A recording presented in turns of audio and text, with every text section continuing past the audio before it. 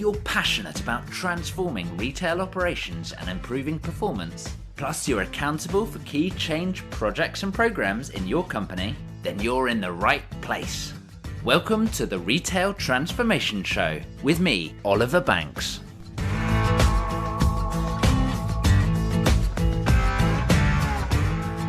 Well, hey there, it's Oliver Banks and welcome to the Retail Transformation Show. This one is episode 70. Now, with so much transformation and change going on in the industry, it can be really hard to take everything on yourself. As a retailer, it's increasingly important to work and partner with outside companies to be able to bring in expertise, bring in pre-made solutions, but that does have its flip side as well. You don't have everything perfectly tailored. You don't have full control, but you do get things quickly and easily.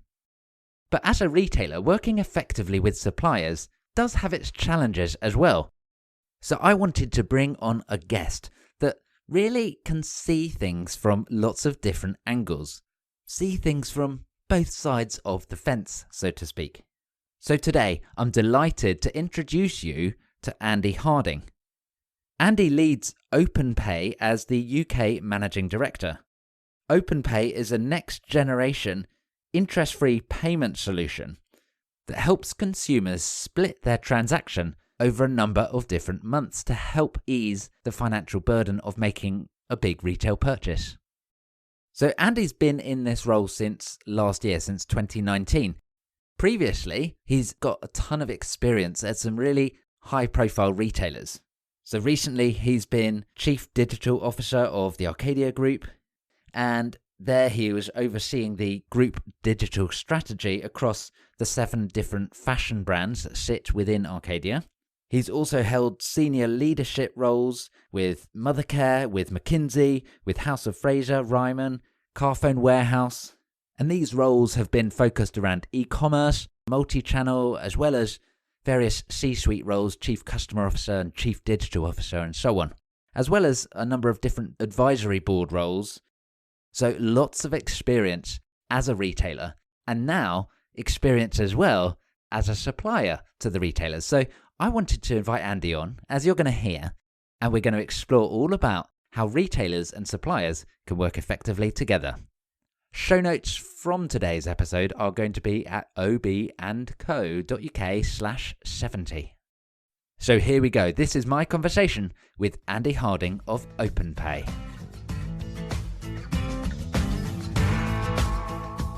So today, I'm delighted to welcome Andy Harding to the show. Andy, how are you doing? Very, very well. Thanks, Oliver. How are you? I'm super, thank you. And it's great to speak to you. As I was mentioning in the intro just then, what I really am interested about is your experience, both from some really senior roles in some great retailers here in the UK, as well as your current role as Managing Director of OpenPay UK. And that perspective that you will bring, having sat on, shall we say, both sides of the fence. And I suppose I really wanted to kick off with a statement or a view that has been going around the industry for a little while. And that is that whole concept of every retailer should be a tech company, where they're building and creating their own solutions and propositions, as opposed to working with partners and suppliers. What are your views on that, Andy? I think it's a really interesting statement. And I think that if we look at consumer adoption of technology now and the way that consumers engage with retail brands, increasingly through devices and through screens as opposed to physically in store environments, I think that retail businesses have had to learn how to differentiate their propositions through the digital medium.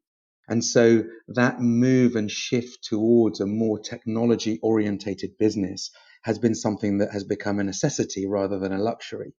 And of course, when businesses like Amazon are leading the way from a technology perspective and demonstrating real innovation in customer experience, but also the use of data and recommendations, if you're a traditional retail business trying to stay relevant in today's market and with today's consumers, you've got to adapt your processes and your operations to keep pace and to meet the customer expectations that are being largely set by these technology innovators. So in some senses, it's a requirement. If you can build a value-added proposition to your brand by creating an amazing in-store environment and a beautiful brand experience and great service, which I think have been some of the cornerstones of great retail in the past. But if your customers just aren't visiting stores anymore, then that becomes less of an ability to differentiate. And so your ability to differentiate through technology and the way that you present your product and services through digital devices becomes more and more important. And so it becomes necessary to become more technology orientated in order to achieve that. And I think that's a really big change and shift in the market. So as the world shifts and we start to move into our increasingly digitally enabled world, we have to go where our customers are, right? Which is increasingly in the digital sphere. Yeah. What are your views? Do you have to do it yourself, or is it better to work with companies and lose some of the control, perhaps, but you manage to put the pedal on the accelerator a lot more? What are your thoughts? Yeah, no, that's an interesting question I think a lot of retailers face when thinking about development of technology features and functions or whole service proposition developments or innovation. I think you have to ask a number of questions. One, you have a limited internal capability to build things, right? So that capability will come from two dimensions, essentially. One is the infrastructure and architecture that you already have. And for many retail businesses, that is legacy. So that will be old kit that has been around for a long period of time, often without the modern sort of API infrastructure that allows connectivity to other technologies. So that can often present quite a big challenge and barrier to retailers doing things. The second thing is the number of resources you've got to make those changes. So how many developers, how many project managers, how many scrum leaders, etc., have you got as a capacity to make change? Yes. When you have a series of things that you want to do, you have to ask a question. We've got limited capability to do it ourselves. Really, we want to be doing the things ourselves that genuinely add value that we cannot get elsewhere. For me, that's probably the most important question, is intellectual property in terms of differentiation.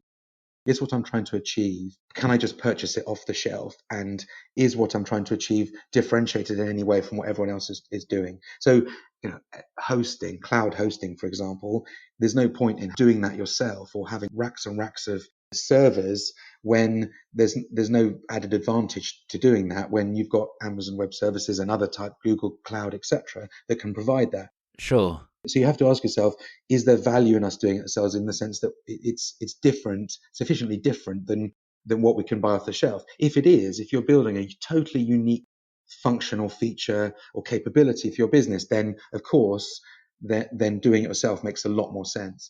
I think the second important consideration is pace. So does doing it yourself enable you to get to market with your new function, feature, capability? Can you do it quicker by doing it yourself? Or does a third party bring that pace and agility to you because perhaps your teams are tied up or you're working with older technology? So lots and lots of different considerations, but it is one of those questions. I think the larger the business you get, the more you have your tech team capability grows, and the more often you see businesses bring stuff in house and they want to do it themselves because they're masters of their own destiny. They're in control of their user experience. They're in control of their product roadmap. I think it becomes a question that is easier to answer when you're a smaller business because you sometimes don't have the option. You don't have that capability, yeah. So, yeah, if it's really core to your proposition and what makes you unique, then maybe you should consider looking at doing that yourself. But if you're wanting to move really quickly and you're wanting to buy something off the shelf that is pretty standardized and frankly, you're not the expert in, then it's better to look at working with suppliers to bolt that on quickly. Yeah, I mean, I think that's a pretty good summary. I think obviously there are sometimes exceptions. Of course. and different circumstances might play into people making different decisions from that. But I think that's a good summary. I think that would basically be a set of rules that I would probably stick to if I was still on the other side of the fence, as you said. Sure. So, I mean, you've held a number of really senior roles in big retailers. And what's your experience of working with suppliers? I mean, service suppliers rather than product suppliers. How have you found it? What's worked well? Where have the speed bumps come in? Yeah, that's a great question. My experience of working with suppliers as a retailer, so sitting in my previous roles on the other side of the fence, was mixed really. I've 20 years working in digital retail. We worked with partners. I have worked with partners of all different shapes and sizes across all different technologies, and it has been a real mix. I've had some absolutely fantastic relationships with suppliers who've delivered exceptionally consistently to our needs. And I've had some pretty poor relationships, and we've had to exit some companies in the past who weren't delivering, and it's been a real mixed bag. I think there's some common themes I think that often drive how well a relationship goes. Tell us more. I think alignment to goals is probably one of the most important things. The more that a supplier understands what you're trying to achieve, the more they will be able to tailor their product and service to those needs. If they're presenting something out the box, it's relatively vanilla, without an understanding about what you're trying to achieve, any configuration or integration parameters that they might have, they may not get right. I think that comes from working closely together and investing time through the process. And again, there's no hard and fast rule about this, but I've often found when you're dealing with a smaller supplier, your importance to their business is often much bigger than when you deal with a larger supplier, and the relative relationship between the supplier and the retailer often will tell a story about the kind of relationship you have. The proverbial big fish in a small pond, or vice versa, right? Correct. Yeah, absolutely. Right. So if you're a big retailer and you're working with a smaller supplier, you tend to get their best people, the most senior focus from within that business. So the C-suite will take a real vested interest in knowing how the relationship's going, how the performance is. And so you get a lot more of their best people and their best attention. If you're working with an enormous behemoth global supplier, yes, you often can have good relationships with them, but it's not often the same intimacy and the same level of focus and engagement that you get with the smaller guys. That's, again, not a hard and fast rule, but I think I've seen that quite a lot. I've worked with a startup when I was at House of Fraser, building out an app for us, and it was a real risk actually taking on board a supplier of that size who didn't have any large reference clients that we could go to and ask about the experience. So we took a bit of a risk. But what we found from the outset was that the cultural fit was completely in alignment to our business. And that gave us confidence that we could work with these guys. And knowing that there would be bumps on the road and knowing that there would be pain on the way, we would be able to get through that together because there was a good relationship and a good cultural fit. And I think that more than anything, that's important. If your two businesses are aligned, and not just from aligned so that the supplier understands your objectives, but aligned from a value perspective.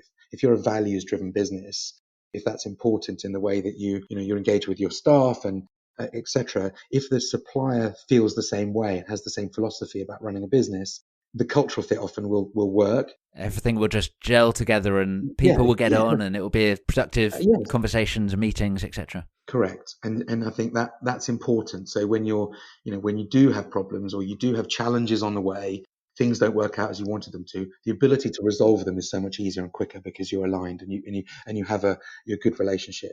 So yeah, I've always felt that with all of my experience of working on the other side as a retailer, all the supply relations I've had that I've fostered over a long period of time have been because there's been alignment to our business objectives, but also an alignment from a value point of view and a cultural point of view.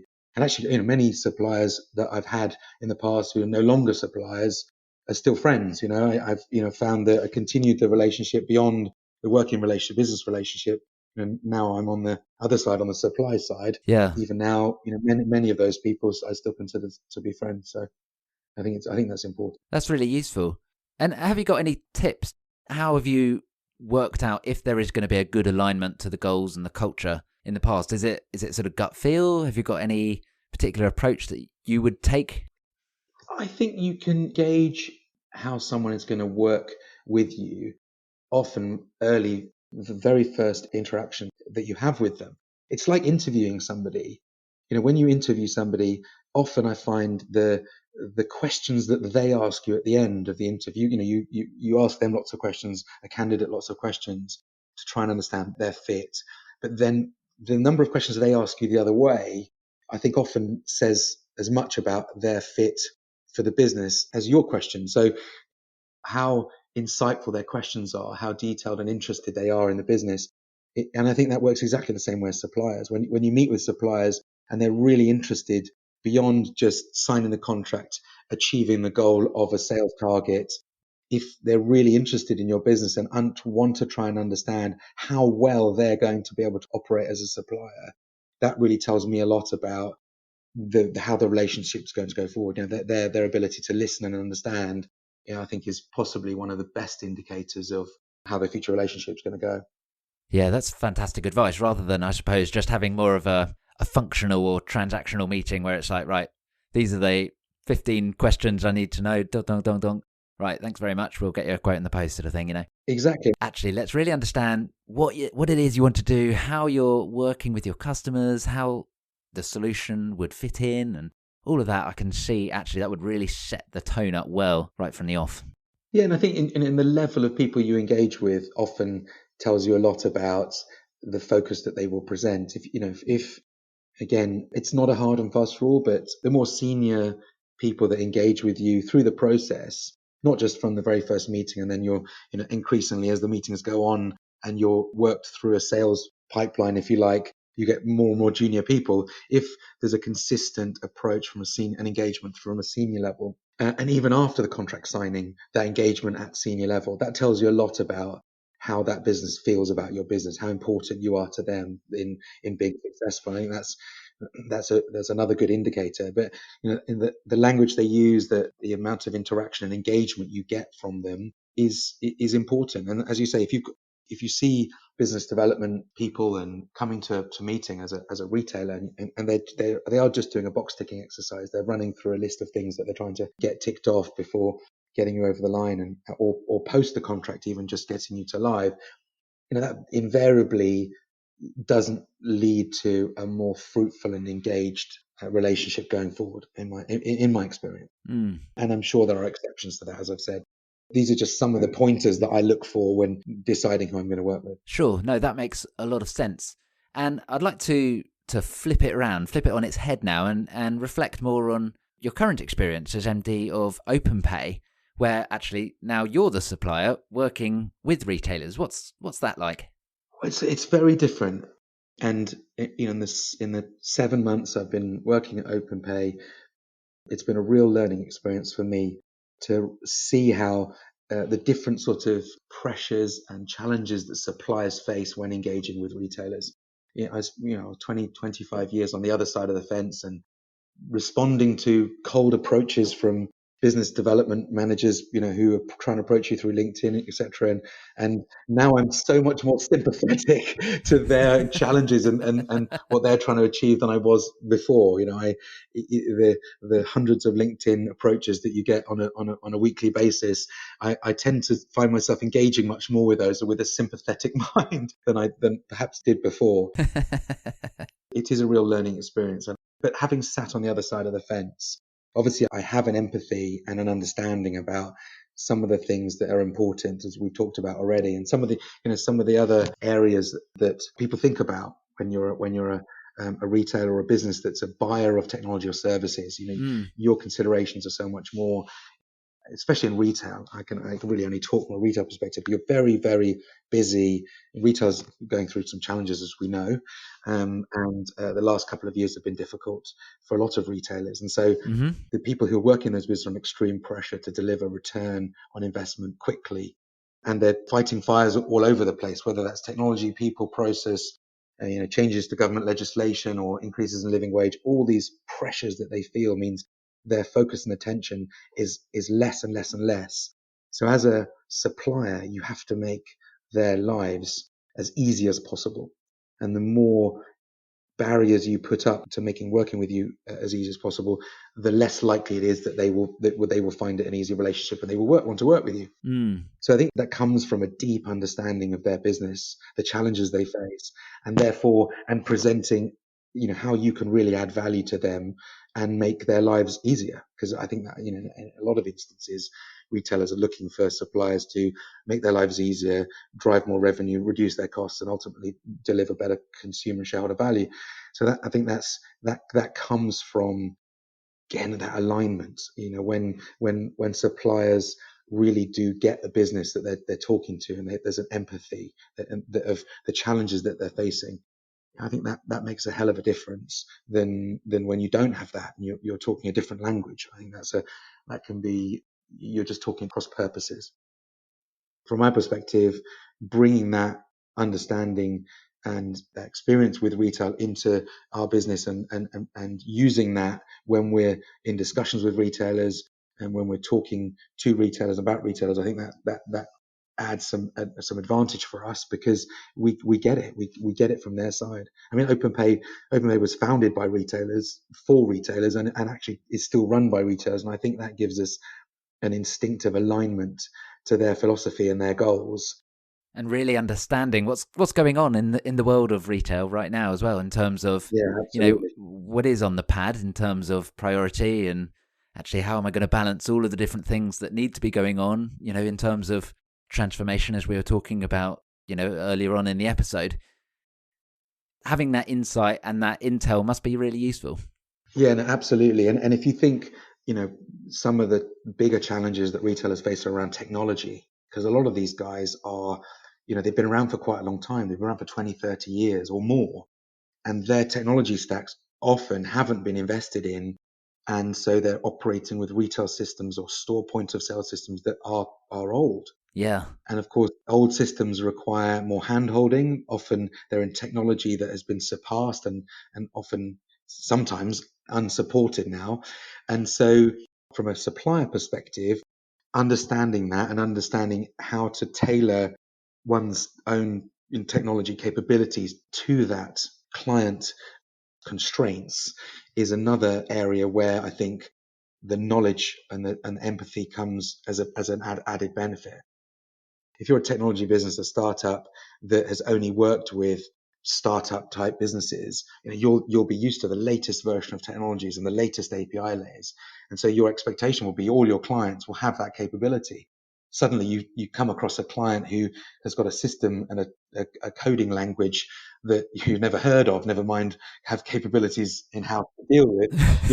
That's going to be a bit of a problem. And all your best intentions up front and your commercial proposition, etc., will somewhat fall by the wayside when you come to actually integrate with the client and you can't do it. And again, I think that's that technical delivery and alignment to technical capabilities often that are a number of generations back, I think is a big advantage. Mm. As a payment solution for us, we look to solve the bridge between consumer and retailer, and working with technologies that often are outdated. And I think that's, again, flexibility and understanding that, and a flexibility in our technology stack, which is one of our USPs, I think is a big benefit. Yeah, so I wanted to dive into that in terms of OpenPay working with all of these various legacy systems. I'm assuming you can plug easily into, the various systems Yes, and offer your next gen flexible payment solutions. that's right. So we've got a great platform, and I think it's one of our strengths is our technology platform. We have got a number of built-in integrations to third-party e-commerce platforms, and we've got an API layer that is incredibly flexible that allows us to plug into broad array of technologies that are out there.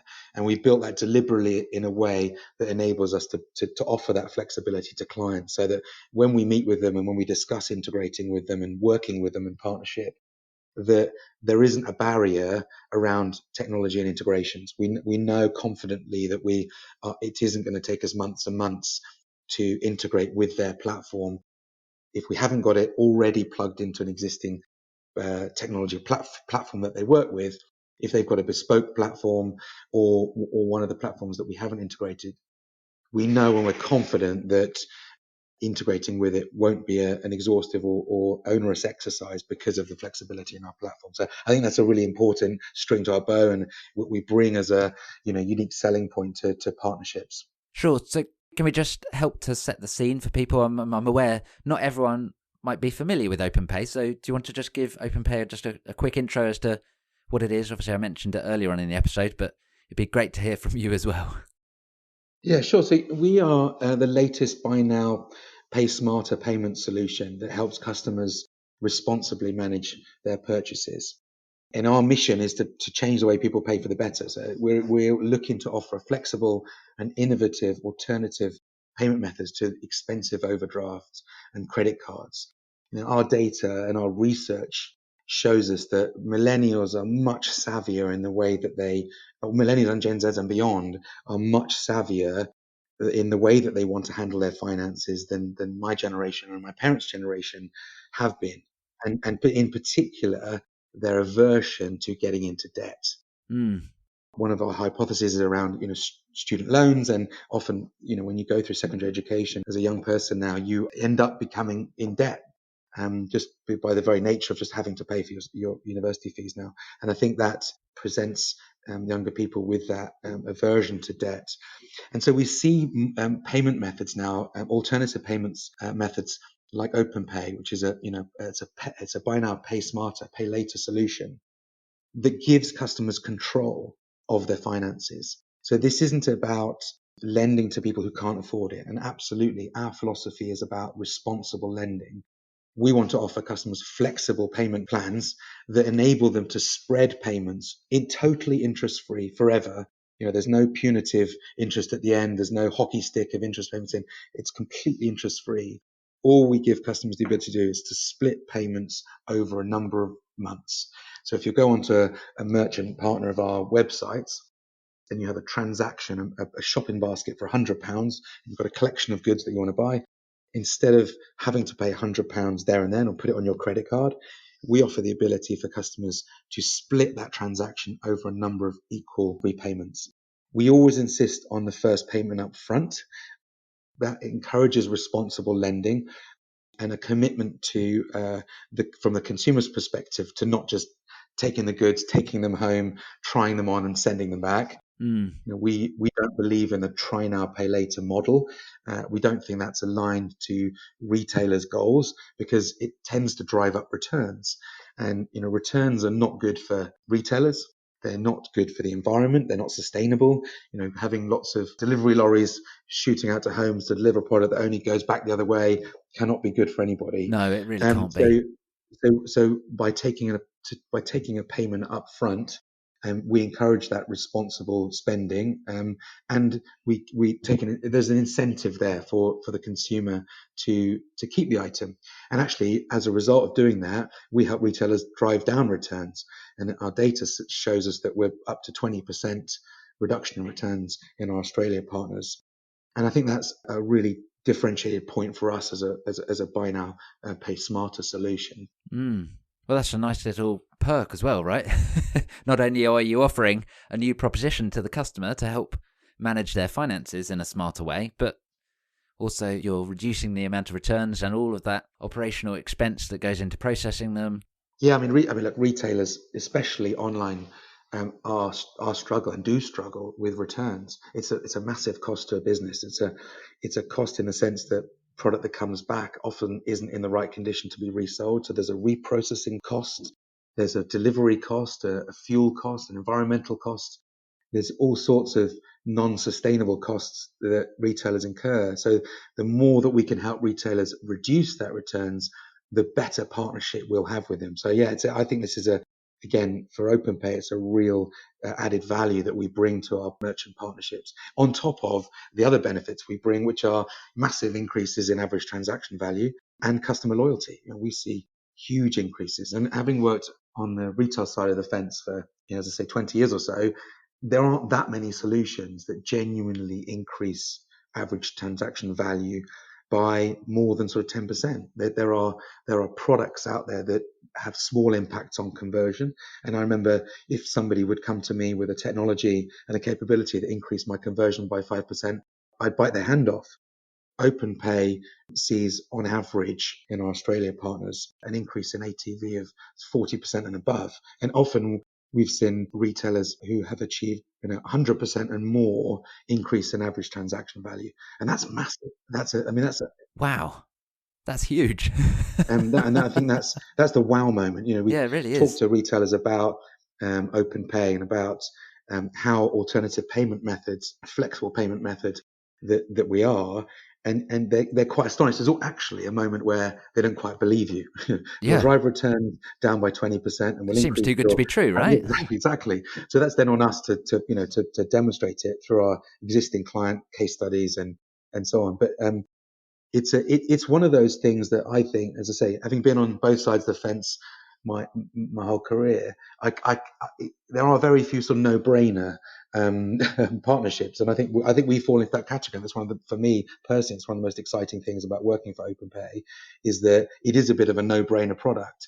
You go to old retail peers and colleagues and friends that I have in the industry and say, look, you definitely should work with this because this is a no-brainer. It does all the things that I know are pain points for you in growing your online business. Yeah, particularly if you've got a bit more of a millennial or Gen Z customer base, it sounds like as well, based on Yeah, absolutely. how those generations are viewing money. We see real savvy consumers now, smart millennials who are looking to take control of their finances. Open banking and all the new challenger banks now, the online banks, the apps that you can use the phone, have given control of finances to consumers that never existed in my youth. And I think that's we fit into that category really well. We're providing users with an ability to control their finances in a much savvier way, a much smarter way in their ability to manage their cash flow aligned to their paydays.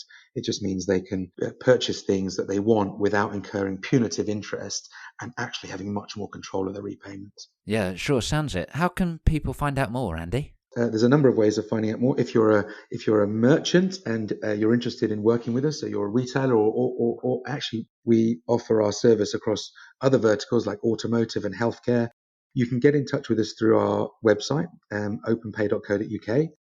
Alternatively, we are headline sponsor this year for Retail Week Live. Yes, of course you are. We're really excited about that, and that's in March on the 25th and 26th.